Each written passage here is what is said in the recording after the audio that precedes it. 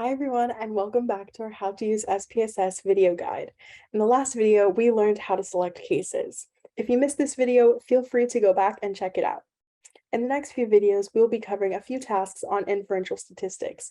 Feel free to follow along to this video or to the screenshots provided in your Power of Numbers book. This video, we will discuss t-tests. Before we get started, I'd love to give you some background info on t-tests. There's a few kinds of t-tests: independent sample and dependent sample. An independent sample t-test is calculated from the difference on some variables of interest between two groups in addition to the size of the two groups and the amount of variation both within each group and between the two groups. A dependent t-test is derived from the sum of the differences between the groups and the sum of the differences squared between the groups in addition to the sample size. A grouping variable is a variable that divides the sample into two groups, usually on a nominal level. Because t-tests determine whether means are different in the first group compared to the second group, the dependent variable in the test must be measured at the interval or ratio level so that the means make sense.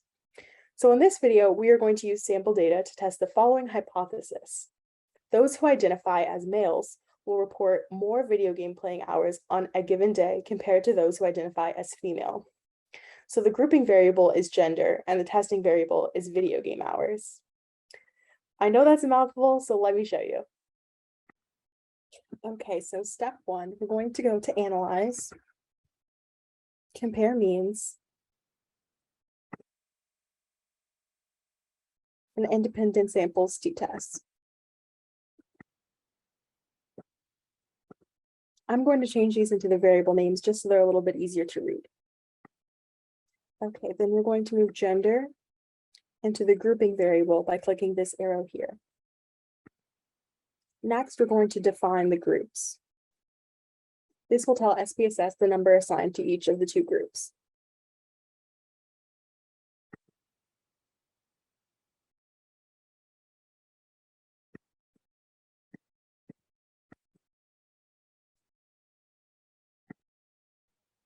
So group 1 is going to be 1 and group 2 is going to be 2. Next, we're going to click continue.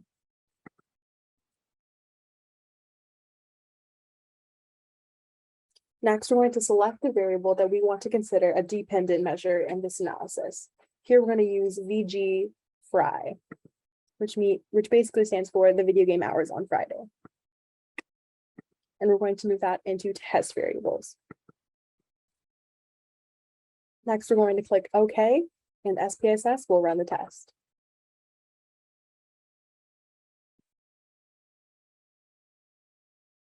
Okay.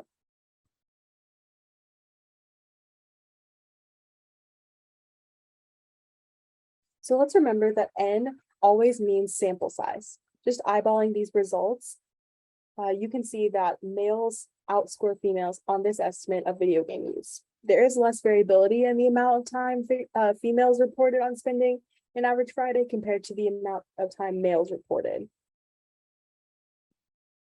So in this example, we can see that the equal variance assumed section of the output displays a statistically significant result. Therefore, we must assume unequal variance in the two groups, the male and female. And there you have it. We've successfully conducted a t-test. I hope this helps, and I'll see you in our next video.